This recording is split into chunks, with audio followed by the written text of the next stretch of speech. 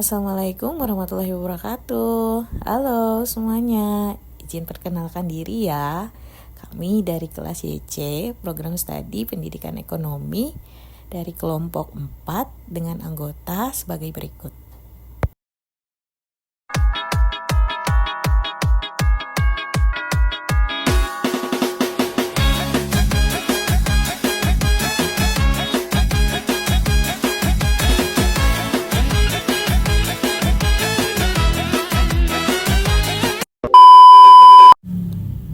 Pada kesempatan ini, kami akan menyampaikan materi dari mata kuliah Ilmu Kealaman Dasar, dosen pengampu Ibu Mima Nizma SE ME.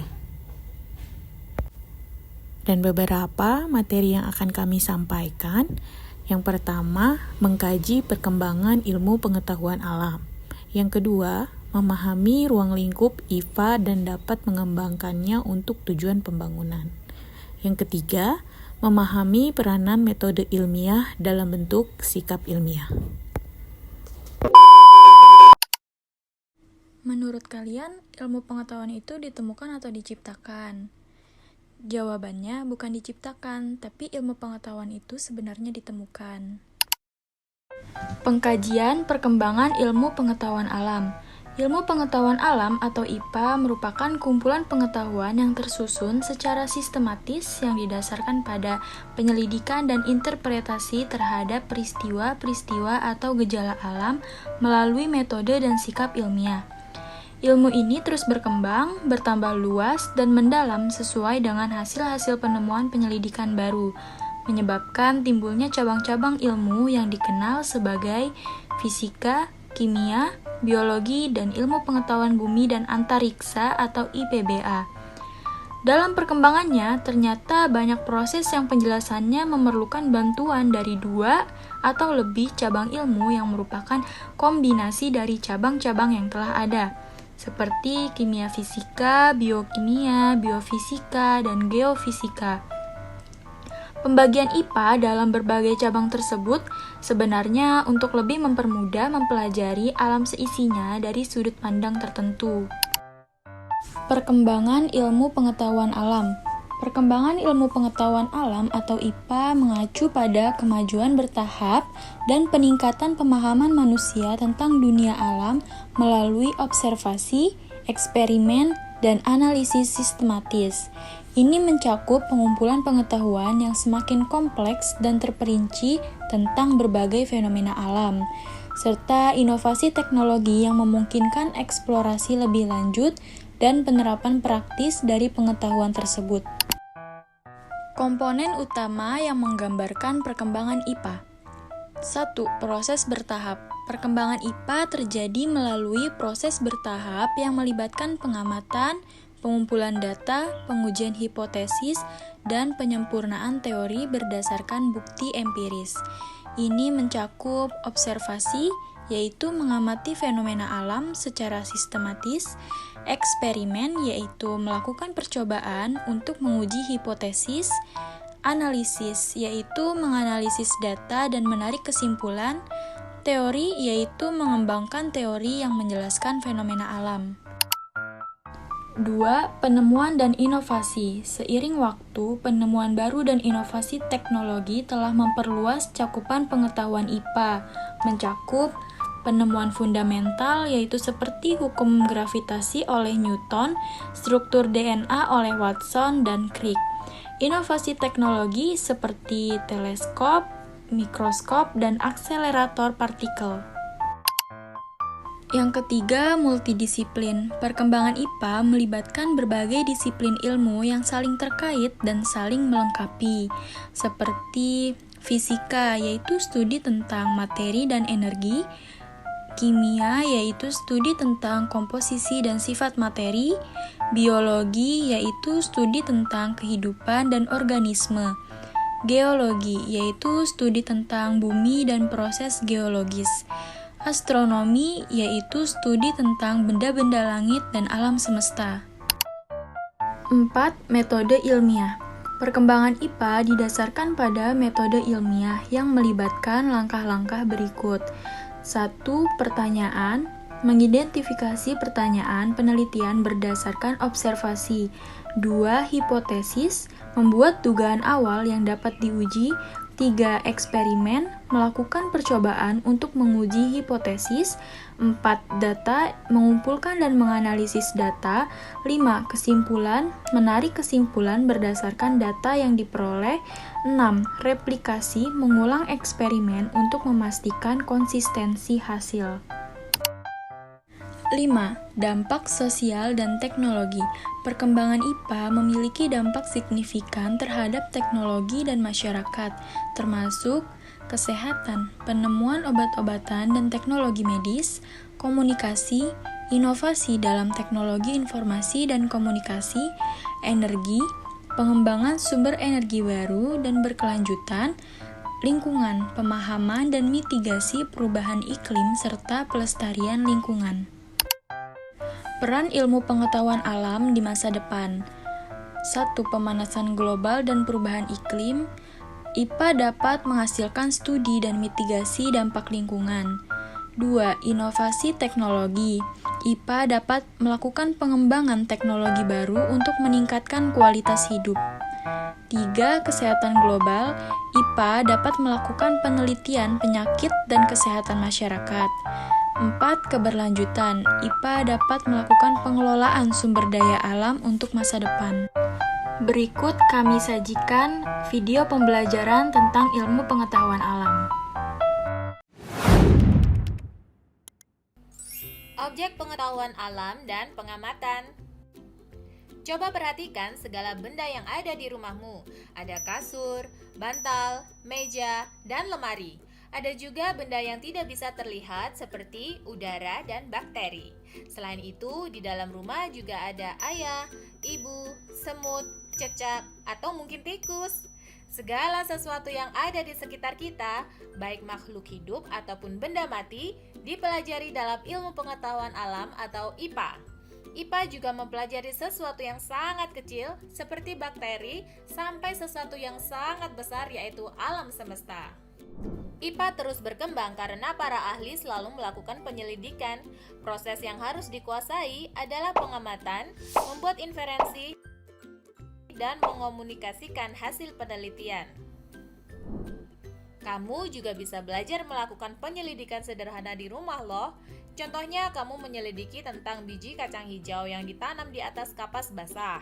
Sebagian biji kacang hijau diletakkan di dalam ruangan yang agak gelap dan sisanya diletakkan di luar ruangan yang terpapar langsung dengan sinar matahari. Pengamatan dapat menggunakan panca indera, misalnya mengamati warna daun dengan mata. Pengamatan juga dapat dilakukan dengan menggunakan alat ukur yang sesuai, misalnya mengukur panjang batang tanaman dengan penggaris. Dari hasil pengamatan, kita mendapatkan data dan informasi. Kemudian dibuatlah inferensi, yaitu hubungan antar aspek yang diamati, sekaligus membuat kesimpulan sementara. Contohnya, tanaman yang tumbuh di dalam ruangan memiliki batang yang lebih panjang dan daun yang lebih pucat dibandingkan yang tumbuh di luar ruangan. Karena itu, dapat disimpulkan bahwa pertumbuhan tanaman kacang hijau dipengaruhi oleh cahaya. Hasil penyelidikan tersebut kemudian dikomunikasikan atau disampaikan ke orang lain, baik melalui lisan maupun tulisan. Agar lebih menarik dan mudah dipahami, kita bisa menampilkan foto tanaman kacang hijau atau mengolah data dalam bentuk tabel dan grafik. Ilmu dalam IPA dibagi menjadi 4 bidang yang saling berkaitan satu sama lain. Fisika mempelajari aspek mendasar alam, misalnya materi, energi, dan gaya. Kimia mempelajari penyusunan dan perubahan zat. Biologi mempelajari makhluk hidup. Geologi dan astronomi mempelajari lapisan penyusun bumi, atmosfer, sampai antariksa.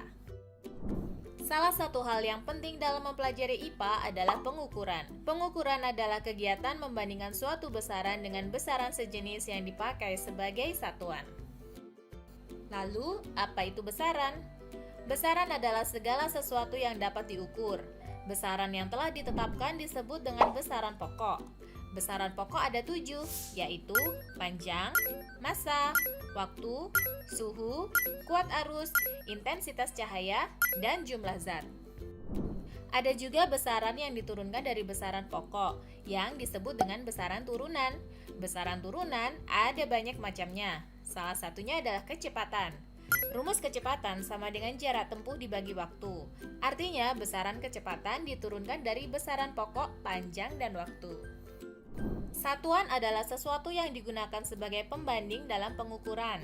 Satuan yang telah disepakati dan hasilnya sama untuk semua orang disebut dengan satuan baku atau satuan standar. Salah satu satuan baku dijadikan sebagai sistem satuan internasional atau satuan SI. Contoh satuan baku panjang adalah mil, kilometer, meter, inci, dan sentimeter. Tapi yang dijadikan sebagai satuan SI adalah meter. Satuan baku dan satuan SI dari besaran pokok lainnya dirangkum pada tabel berikut. Ada juga satuan tidak baku seperti satuan depa, jengkal, dan hasta. Misalkan kamu dan ayahmu mengukur panjang ruangan menggunakan depa. Hasil pengukuranmu adalah 5 depa, sedangkan hasil ayahmu adalah 3 depa. Karena hasil pengukurannya mungkin berbeda pada setiap orang, maka satuan depa ini dianggap sebagai satuan tidak baku atau tidak standar. Saat melakukan pengukuran, kita membutuhkan alat ukur. Setiap besaran memiliki alat ukurnya masing-masing. Kita bisa mengukur panjang menggunakan penggaris atau meteran, mengukur massa dengan timbangan atau neraca, mengukur waktu dengan stopwatch, atau mengukur suhu dengan termometer. Lalu, apa ya manfaat mempelajari IPA? Supaya lulus ujian sekolah atau jadi ilmuwan? Bukan itu saja, mempelajari IPA ternyata banyak sekali manfaatnya. Pertama, kita jadi bisa memahami berbagai hal di sekitar. Misalnya, mengapa bisa turun hujan dari langit. Kedua, kita bisa menyelesaikan masalah. Misalnya, bagaimana caranya agar tanaman tidak mati. Setelahnya, kita jadi bisa meningkatkan kualitas hidup. Karena IPA juga mempelajari tentang kesehatan tubuh, pengelolaan sumber daya alam, dan pelestarian lingkungan. Untuk pembahasan yang kedua yaitu memahami ruang lingkup IPA. Nah, ruang lingkup IPA itu mencangkup seperti tubuh dan panca indera, tumbuhan dan hewan, sifat dan wujud benda-benda sekitar, alam semesta dan kenampakannya, bentuk luar tubuh hewan dan tumbuhan, daur hidup makhluk hidup, perkembangbiakan tanaman, wujud benda, gaya dan gerak, bentuk dan sumber energi, serta energi alternatif, rupa bumi dan perubahannya, lingkungan, alam semesta, serta sumber daya alam lainnya. Ada juga seperti iklim, cuaca rangka, dan organ tubuh manusia serta hewan, makanan, rantai makanan, dan keseimbangan ekosistem, perkembangan makhluk hidup, penyesuaian diri makhluk hidup pada lingkungan, kesehatan pernapasan manusia, perubahan sifat benda, hantaran panas, listrik, dan magnetik, serta tata surya, campuran dan larutan. Itu adalah bentuk dan ruang lingkup ilmu pengetahuan alam. Lantas, bagaimana IPA atau ilmu pengetahuan alam bisa berkontribusi untuk tujuan pembangunan? Yang pertama, memahami fenomena alam. Atau IPA ini kemungkinan kita untuk memahami gejala-gejala alam seperti perubahan cuaca, gempa bumi, dan ekosistem. Pengetahuan ini membantu dalam perencanaan pembangunan yang berkelanjutan. Yang kedua, peramalan keadaan masa depan. Dengan mempelajari pola alam, IPA kemungkinan kita meramalkan perubahan iklim, kekeringan, dan bencana alam. Informasi ini penting loh dalam mengambil keputusan pembangunan yang bijaksana. Poin yang ketiga, pengendalian keadaan yang merugikan. IPA membantu mengidentifikasi faktor-faktor yang dapat merugikan lingkungan dan manusia, seperti polusi, deforestasi, dan perubahan lahan. Dengan pengetahuan ini, kita dapat mengambil tindakan pencegahan dan pengendalian. Nah, untuk yang keempat, aplikasi ilmu untuk kesejahteraan. IPA ini digunakan dalam pengembangan teknologi kesehatan, pertanian, dan energi. Contohnya, penggunaan energi terbaru, pengelolaan limbah, serta pengembangan obat-obatan. Yang terakhir, pengembangan budaya manusia. Pengetahuan IPA ini juga memperkaya budaya dan pemahaman manusia tentang alam semesta. Nah, ini mempengaruhi seni sastra dan cara berinteraksi dengan lingkungan. Memahami peranan metode ilmiah dalam membentuk sikap ilmiah. Metode ilmiah adalah suatu proses yang ketat dan sistematis yang melibatkan observasi, pembentukan hipotesis, eksperimen, dan analisis data yang bertujuan untuk memahami dan menjelaskan fenomena alam. Metode ini merupakan mekanisme utama untuk menghasilkan dan mengembangkan pengetahuan ilmiah. Dengan memikirkan cara mengajukan pertanyaan, merancang dan menganalisis eksperimen, pembaca dapat memperoleh wawasan tentang cara kerja sains. Metode ilmiah adalah pendekatan sistematis terhadap pemecahan masalah dan eksperimen yang digunakan oleh para ilmuwan. Metode ilmiah adalah proses pengumpulan bukti, pembentukan hipotesis, pengujian teori, dan penarikan kesimpulan yang objektif. Dalam kimia, metode ini digunakan untuk mempelajari fenomena kimia, menentukan struktur dan sifat bahan, serta mengembangkan produk dan proses baru. Prinsip utama metode ilmiah. Prinsip utama metode ilmiah adalah pengamatan dekat terhadap fenomena di ruang angkasa atau lingkungan laboratorium adalah merumuskan hipotesis yang dapat diuji berdasarkan pengamatan tersebut, dan kemudian melakukan eksperimen yang mencoba menyangkal hipotesis tersebut. Proses berulang ini memungkinkan para ilmuwan mengeksplorasi hal-hal yang belum diketahui sekaligus meminimalkan bias dan prasangka. Dengan menerapkan metode ilmiah secara konsisten, ahli kimia dapat lebih memajukan pemahaman kita tentang dunia secara luas. Peran metode ilmiah adalah sebagai proses sistematis untuk memahami dan mempelajari dunia sekitar kita. Metode ini digunakan dalam penelitian ilmiah untuk membenarkan atau menyangkal suatu hipotesis dengan mengujinya melalui observasi atau eksperimen. Metode ilmiah adalah alat yang ampuh untuk menciptakan keteraturan dari kekacauan, memungkinkan kita memahami dan menjelaskan alam. Cara-cara bagaimana metode ilmiah membentuk sikap ilmiah. 1. Pengamatan dan pertanyaan. Observasi teliti yang mendorong pengamatan cermat terhadap fenomena alam tanpa prasangka. Lalu ada pertanyaan kritis yang menumbuhkan rasa ingin tahu dan dorongan untuk memahami mengapa dan bagaimana sesuatu terjadi. 2. Pembentukan hipotesis. Hal ini mengenai skeptisisme sehat yang mendorong sikap skeptis terhadap asumsi yang belum teruji dan mengembangkan hipotesis yang dapat diuji. Lalu ada pemikiran kreatif, mengembangkan ide-ide baru dan solusi inovatif untuk menjelaskan fenomena yang diamati. 3. Eksperimen dan pengujian. Hal ini mengenai pengujian empiris yang menekankan pentingnya melakukan eksperimen untuk menguji hipotesis. Lalu ada replikasi dan validasi, menghargai kebutuhan untuk mengulang eksperimen guna memastikan konsistensi dan keandalan hasil. 4. Analisis data. Hal ini mengenai keterbukaan terhadap data, yang dimana dapat mengembangkan sikap terbuka terhadap data yang diperoleh, meskipun data tersebut bertentangan dengan hipotesis awal. Lalu ada pemikiran analitis. Hal ini mengenai melatih kemampuan untuk menganalisis data secara kritis dan objektif. 5. Penarikan kesimpulan. Hal ini mengenai kesimpulan berbasis bukti, yang dimana menarik kesimpulan berdasarkan bukti yang kuat dan dapat diulang. Lalu ada kerendahan hati ilmiah, yang dimana mengakui keterbatasan pengetahuan saat ini dan bersedia merevisi kesimpulan jika bukti baru muncul. 6. Publikasi dan peer review. Hal ini mengenai transparansi, yang dimana mengedepankan pentingnya transparansi dalam melaporkan metode dan hasil penelitian. Lalu ada kolaborasi dan komunikasi, yang dimana mendorong komunikasi terbuka dan kolaborasi dengan komunitas ilmiah untuk verifikasi dan validasi temuan. 7. Etika ilmiah.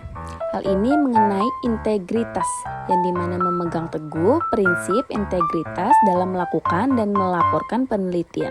Lalu ada tanggung jawab sosial. Hal ini menyadari dampak penelitian ilmiah terhadap masyarakat dan lingkungan, serta bertindak dengan tanggung jawab sosial. Penerapan sikap ilmiah dalam kehidupan sehari-hari. Yang pertama ada pemecahan masalah. Hal ini menggunakan pendekatan ilmiah dalam memecahkan masalah sehari-hari. Lalu ada pengambilan keputusan berbasis bukti. Hal ini mengenai membuat keputusan berdasarkan bukti yang ada dan analisis kritis. Yang terakhir ada keterbukaan terhadap perubahan. Hal ini mengenai bersedia mengubah pandangan dan tindakan berdasarkan informasi dan bukti baru. Kesimpulan umum, perkembangan IPA, ruang lingkup yang luas, dan penerapan metode ilmiah secara sinergis telah menghasilkan kemajuan besar dalam pengetahuan dan teknologi.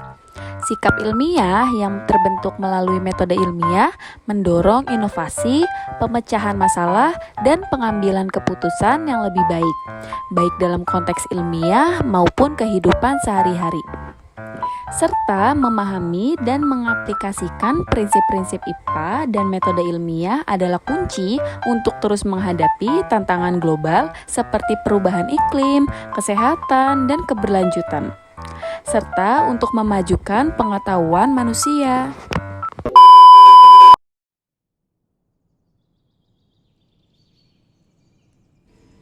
Di tengah gemerlap kota dan hiruk-pikuk kehidupan modern, alam tetap menjadi pelipur lara yang tak tertandingi. Hutan lebat dengan pohon-pohon menjulang tinggi, dedaunan hijau yang rimbun, dan suara burung berkicau menciptakan simfoni yang menenangkan jiwa. Di lembah yang sunyi, sungai mengalir dengan tenang. Airnya jernih, memantulkan sinar matahari, menciptakan kilauan seperti kristal yang tersebar di permukaan. Gunung-gunung berdiri gagah, puncaknya diselimuti kabut tipis yang memberi kesan misterius namun menawan. Di ketinggian itu, udara segar yang dingin menyapu wajah, membawa aroma tanah yang basah dan dedaunan yang segar. Pada musim semi, padang rumput dipenuhi bunga liar yang bermekaran, memberikan warna-warni cerah yang menyegarkan mata dan hati. Pantai dengan pasir putih lembut yang membentang, diapit oleh ombak yang bergulung dan pecah di bibir pantai, menghadirkan irama yang harmonis.